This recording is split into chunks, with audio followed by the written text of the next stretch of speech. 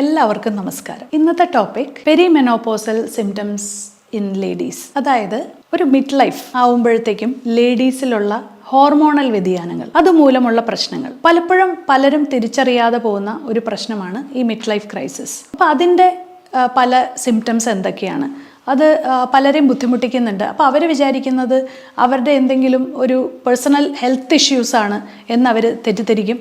അപ്പോൾ ഈ ഒരു കാര്യങ്ങളൊക്കെ അറിഞ്ഞിരുന്നാൽ നമുക്ക് ഇതിനെ ഒരു പരിധിവരെ നമുക്ക് തടയാം. ഞാൻ doctor Akhila Vinod, wellness O P centre, Yogashram, Palarivattom. ഞാനപ്പോൾ ഒരു കേസ് ഹിസ്റ്ററി നിങ്ങളുടെ അടുത്ത് ഡിസ്കസ് ചെയ്തുകൊണ്ട് ഞാനിത് പറയാം. കഴിഞ്ഞ ദിവസം വന്ന ഒരു ഫീമെയിൽ പേഷ്യൻ്റാണ്. അവരുടെ ഏജ് എന്ന് പറയുന്ന 43 ഇയേഴ്സ് ആണ്. അവരുടെ ഇഷ്യൂ എന്ന് പറയുന്ന വെയിറ്റ് ലോസിന് വേണ്ടിയിട്ടാണ് അവർ വന്നത്. അപ്പോൾ അവരുടെ വെയിറ്റ് ഗെയിനിങ് വന്നുകൊണ്ടിരിക്കുക. അവർ പറയുന്നതെന്ന് വെച്ചാൽ ഒരു 10 കിലോയോളം കഴിഞ്ഞ വർഷത്തേക്കാളും കഴിഞ്ഞ 2 വർഷമായിട്ട് അവർക്ക് കൂടി. അവർ ജിമ്മിൽ പല എക്സസൈസ് ചെയ്യുന്നുണ്ടെങ്കിൽ പോലും, ജിമ്മിൽ സ്ഥിരമായിട്ട് പോകുന്നുണ്ടെങ്കിൽ പോലും 1 കിലോ പോലും അവർക്ക് റിഡക്ഷൻ വന്നിട്ടില്ല. കൂടാതെ അവർക്ക് അസിഡിറ്റി ഇഷ്യൂസ്, അതായത് അവർക്ക് വയറിൻ്റെ പ്രശ്നങ്ങൾ നമ്മൾ ചോദിച്ച് വന്നപ്പോൾ അവർക്ക് അസിഡിറ്റി ഇഷ്യൂസ് ഉണ്ട്.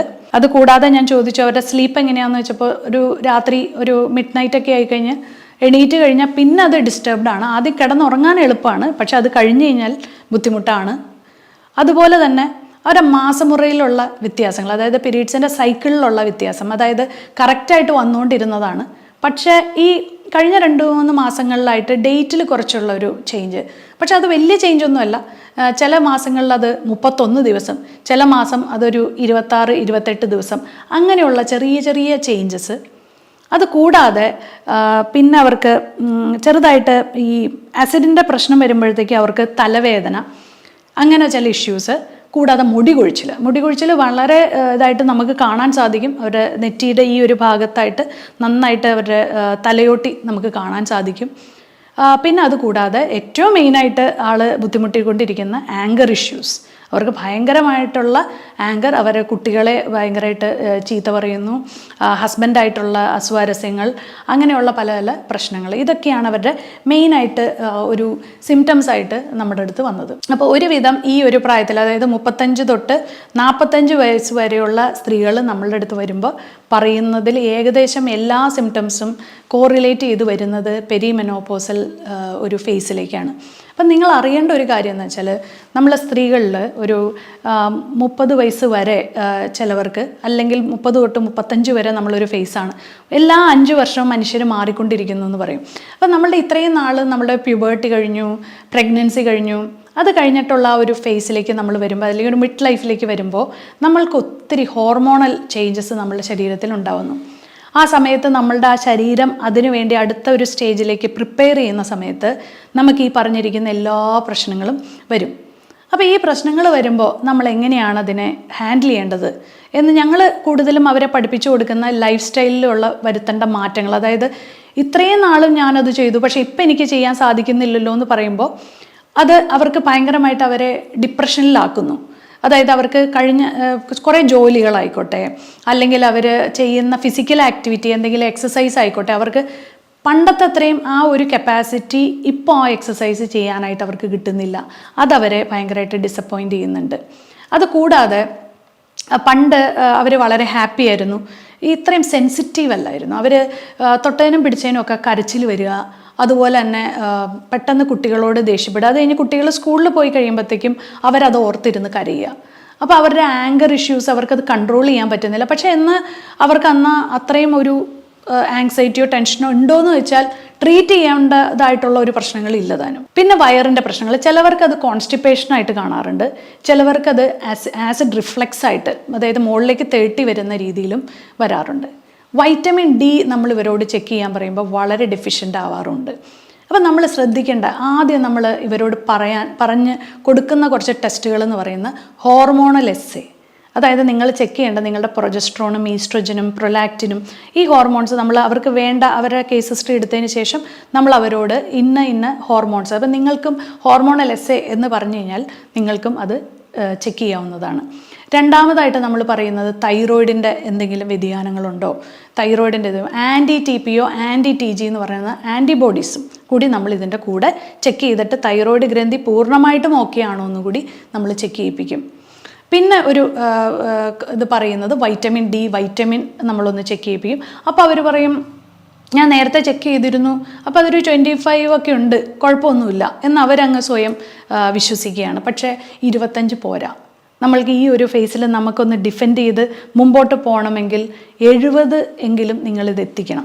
ഒരു 70-75 ആയിക്കഴിഞ്ഞാൽ നിങ്ങൾ പൂർണ്ണമായിട്ടും മാനസികമായിട്ടും ഇമ്മ്യൂണിറ്റി വൈസും നിങ്ങൾക്ക് ഇമ്പ്രൂവ് ചെയ്യാനായിട്ട് സാധിക്കും. പിന്നെ പറയുന്ന ഒരു ഘടകം എന്ന് പറയുന്ന ഫെറിറ്റിനാണ്. ഫെറിറ്റിൻ പല ലേഡീസിലും ഈ പറഞ്ഞ മാസമുറയിലുള്ള ബ്ലീഡിങ് ചിലവർക്ക് അധികമായിരിക്കും, ചിലവർക്ക് അത് വളരെ കുറവായിരിക്കും. ഈ കുറവ് വരുമ്പോൾ നിങ്ങളത് തീർച്ചയായിട്ടും ഫെറിറ്റിൻ വേഗം പോയി ചെക്ക് ചെയ്യുക, ഹീമോഗ്ലോബിനും ചെക്ക് ചെയ്യുക. ഇത് കാണുമ്പോൾ നിങ്ങളുടെ ആ സ്റ്റോർഡ് അയൺ, അതായത് സ്റ്റോർ ചെയ്തിരിക്കുന്ന അയൺ വിത്ത് ഓക്സിജൻ മോളിക്യൂൾ വളരെ കുറവ്. അപ്പോൾ ഈ പറഞ്ഞ ഒരു സിംറ്റംസ് പറയാൻ വിട്ടുപോയി. അതായത് ഇവർ നടന്നു കഴിയുമ്പോൾ ഇവർക്ക് കിതപ്പ് വരിക. ഈ കിതപ്പ് വരുമ്പോൾ അത് മനസ്സിലാക്കണം, ഓക്സിജൻ്റെ ആ ഒരു എമൗണ്ട് കുറഞ്ഞിട്ടാണ്. അപ്പോൾ നിങ്ങൾ ഫെറിറ്റിൻ തീർച്ചയായിട്ടും ചെക്ക് ചെയ്യുക. അപ്പോൾ നമുക്ക് കാണാൻ പറ്റും അത് 10 താഴെയായിരിക്കും. ഓക്കെ, അപ്പോൾ അത് വളരെ ഇമ്പോർട്ടൻ്റ് ആണ്.